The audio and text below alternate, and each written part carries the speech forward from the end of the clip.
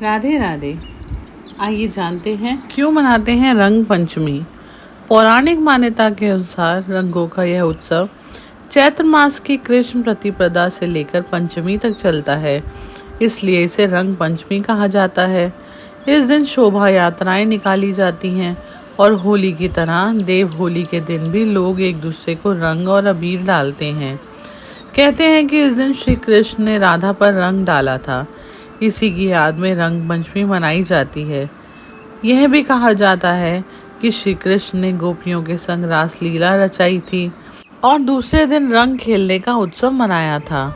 कहते हैं कि जिस दिन राक्षसी पूतना का वध हुआ था उस दिन फागुन पूर्णिमा थी, अतः बुराई का अंत हुआ और इसी खुशी में समूचे नंद गांव वासियों ने खूब जमकर रंग खेला, नृत्य किया और जमकर उत्सव मनाया।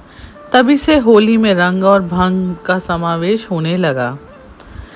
चैत्र मास की कृष्ण पक्ष की पंचमी को खेली जाने वाली रंग पंचमी देवी देवताओं को समर्पित होती है, यानी देवता इस दिन रंग खेलते हैं, इसलिए रंग पंचमी मनाते हैं। जब होलाष्टक के दौरान कामदेव को शिवजी ने भस्म कर दिया था, तब देवताओं में उदासी छा गई थी।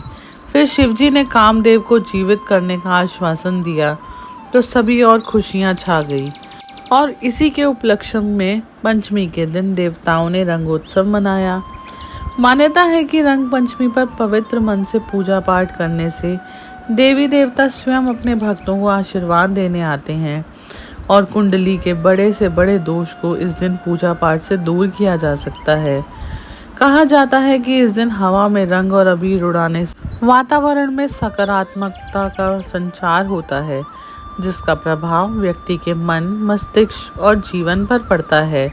रंग पंचमी के दिन देवी देवताओं की पूजा करने और रंग का उत्सव मनाने से लोगों के बुरे कर्म और पाप आदि नष्ट हो जाते हैं। यह भी कहा जाता है कि सात्विक पूजा आराधना का दिन है। ये रंग पंचमी को धनदायक भी माना जाता है। जब हिरण्याक्ष का वध हुआ और प्रहलाद को राज्य मिला, इसके बाद जनता में हर्ष व्याप्त हो गया। इसी की खुशी में 5 दिनों का उत्सव मनाया गया। तभी से यह परंपरा चली आ रही है। एक मान्यता ये भी है कि इस दिन नाग देव की तिथि है। ऐसी मान्यता है कि इस दिन देवी देवता भी पृथ्वी पर आ जाते हैं और वह मनुष्य के साथ गुलाल खेलते हैं। हरे कृष्णा।